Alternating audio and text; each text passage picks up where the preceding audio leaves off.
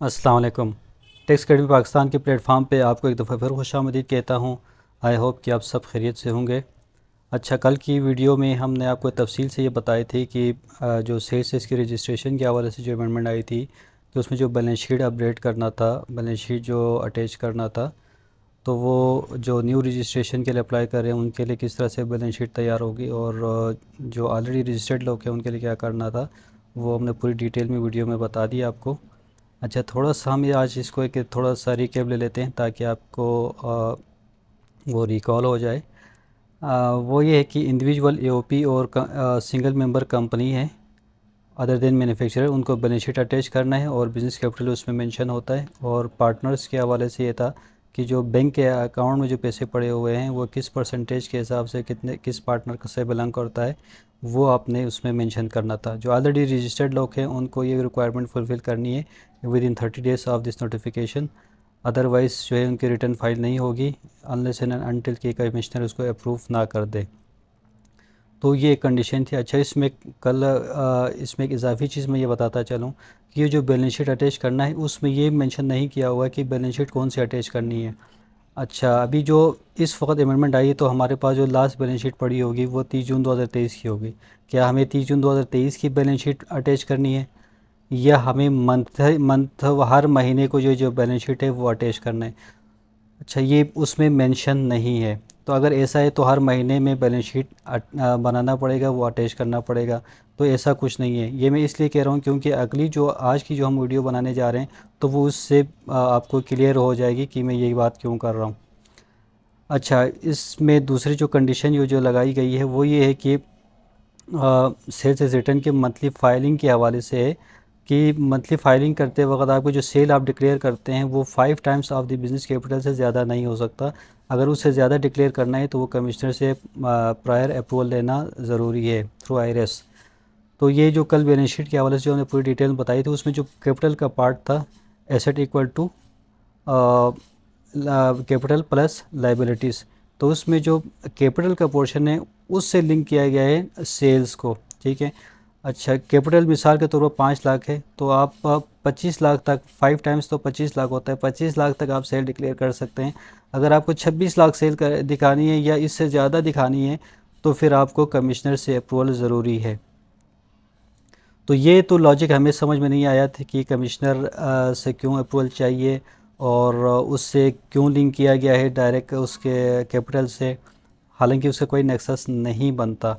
अगर बनता भी है तो फिर वो पूरा एक प्रोसीजर से गुज़र के बनेगा, वो है पूरा sale profit and loss account बनेगा, उसमें से जो प्रॉफिट निकल के आएगा वो फिर पार्ट बनता है कि उसका कैपिटल का। ठीक है। फिर कैपिटल में यही हमने पूरी डिटेल में बात की कि फिर ओपनिंग कैपिटल आता है, फिर उसमें प्रॉफिट ऐड होता है, फिर ड्राइंग होती है, फिर क्लोजिंग कैपिटल आता है। तो हर महीने में किसी बंदे का हो सकता है नेगेटिव कैपिटल हो, तो ये भी हो सकता है किसी का ज़ीरो कैपिटल हो। तो इससे ज़रूरी नहीं है कि आप कारोबार ही नहीं कर सकते, सेल ही नहीं दिखा सकते, क्योंकि एडवांस का जो कंसेप्ट है आपने इस नोटिफिकेशन के थ्रू तो ख़त्म कर दिया। क्योंकि एडवांस इस जो क्रेडिट बिजनेस होती है वो पार्ट एंड पार्सल जो है बिजनेस से होता है। तो मिसाल के तौर पे मैं इसको एक मिसाल के देके आपको समझाना चाहता हूँ कि मेरा कैपिटल जो कितना था, 5 लाख। अगर मैंने माल उठाया है, 40 लाख का माल उठाया है उधार पे, ठीक है, एडवांस पे उठाया है, उधार पे उठाया है, और मैं इसको आगे बेचना चाहता हूँ 50 लाख में, और उसी महीने में मैंने 50 लाख में बेच दिया। तो मेरे पास तो कैपिटल 5 लाख है, मैंने माल लेके बेच भी दिया, तो मैं ये जो 50 लाख है वो मैं सेल नहीं दिखा सकता इस कानून के मुताबिक।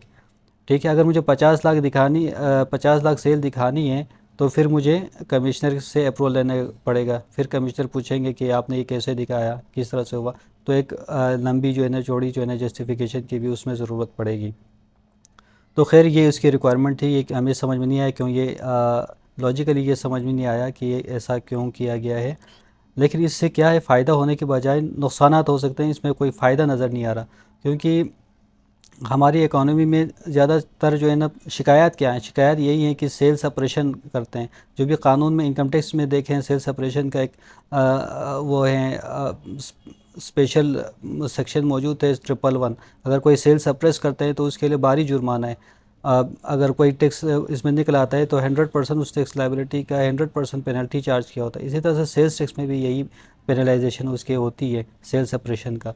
तो यहाँ से इस कानून के मुताबिक आपने सेल को बढ़ाने के बजाय सेल्स को कम दिखाने के लिए रास्ता ओपन किया है, एक विंडो ओपन की है। जो हम जो कहते हैं कि जो सेल सप्रेस करना चाहते हैं उनके लिए तो एक इजी विंडो है, इसी कानून का सहारा लेके वो अपने सेल को सप्रेस कर सकते हैं। बाकी दूसरी बात है एडमिनिस्ट्रेटिव साइड पे देखें तो कमिश्नर के ऊपर भी जो है ना ये एक एक्स्ट्रा बर्डन है। अगर हर महीने एक बंदा जो है ना रिटर्न में महीने में 12 रिटर्नें फाइल करते हैं तो 12 मरतबा उसको जो है ना कमिश्नर के पास जाके अप्रूवल लेनी पड़ेगी। और फिर जो है ना रीजनिंग के हवाले से ये टाइम कंज्यूमिंग एक एक्सरसाइज होगा। तो कमिश्नर के पास जो है ना फिर हर महीने जो है ये रिटर्न फाइलिंग के अप्रूवल के अलावा कुछ रहेगा नहीं। बाकी जो असेसमेंट वगैरह ऑडिट वगैरह है, बाकी और बहुत हज़ारों चीज़ें होती हैं, वो सारी चीज़ें जो है ना पीछे रह जाएंगे। तो मेरे हिसाब से ये दानिशमंदाना किस्म का कोई रूल नहीं लग रहा। तो खैर जो भी है कानून में आया है तो फिर हमें इसको फॉलो करना है। तो जिन्होंने पिछली वीडियो नहीं देखी है, जिनको बैलेंस शीट अपलोड करना है, बैलेंस शीट कैसे बनानी है, वो पिछली वीडियो देख लीजिएगा। अगर इसमें कोई कन्फ्यूजन अगर किसी को रहती है तो फिर वो ज़ाहिर है आप कमेंट सेक्शन में आप इसमें अपना कमेंट छोड़ दीजिएगा सवाल। हम कोशिश करेंगे कि नेक्स्ट वीडियो में हम इसको क्लियरफाई कर दें। Thank you. अल्लाह हाफ़िज़।